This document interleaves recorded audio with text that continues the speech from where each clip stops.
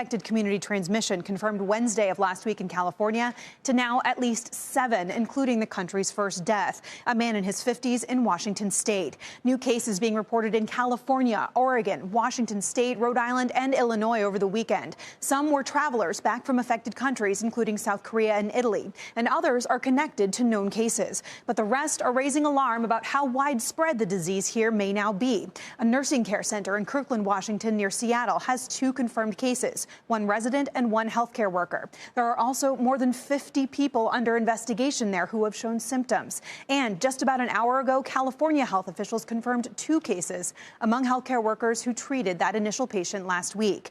A study of 2 cases detected almost 6 weeks apart in Snohomish County, Washington, suggests the virus may have been spreading through the community for that whole period of time, and that anywhere from 150 to 1,500 people may have been infected there. Meanwhile, outside the U.S., case numbers are mounting even more quickly. In Italy, they rose by 50% today to almost 1,700, the most of any country outside Asia. The number of cases in Germany doubled to 129. Scotland and the Dominican Republic reported their first cases. In South Korea and Iran, also among the hardest hit countries, case counts continued their rise as well. Scott. All right, Meg, thank you. A busy weekend in Washington, D.C. as officials prepare for the worst. We also have new reporting tonight on a meeting of pharmaceutical executives at the White House. Eamon Javers is in Washington. Eamon. Yeah, Kelly, that's right. I'll get to that in a second. But just within the past few minutes now, we've gotten some new information from the vice president's office. Remember, he's heading up the virus task force now. They say that the vice president had a meeting on this at the White House today at 4 p.m. A couple of tidbits from this that are important. One is the FDA commissioner told the commission that there are no additional drug shortages beyond what was reported last week. And they say only 20 drugs, they say, are sole sourced from China. So a reminder there in terms of the drug capacity in this country.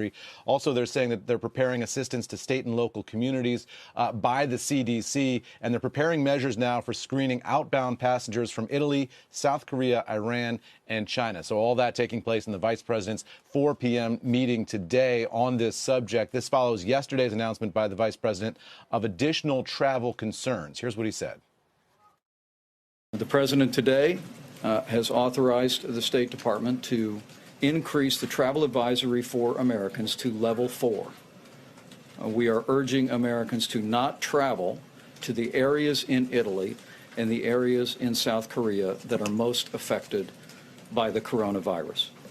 And we are expecting that pharmaceutical CEO event at the White House tomorrow. Just within the past couple of minutes, getting new details on that as well from a senior administration official who tells me that event will take place at 3:15 p.m. tomorrow. About 8 CEOs will participate in it. They say the purpose is to pursue progress on vaccination. So the idea here is that the president, by bringing all these pharmaceutical CEOs together at the White House, can get their heads together on this problem and sort of urge the entire industry to really focus here, and he can get the latest information from them on how soon they think they might have a vaccine, guys. Back over to you. Okay, Eamon, stay right there because Meg Terrell has also done some reporting, Meg, on this pharma meeting tomorrow. And what have you found? Yeah, so we are starting to find out who some of those 8 are, and I actually didn't even know that there were 8, so that's great reporting, Eamon.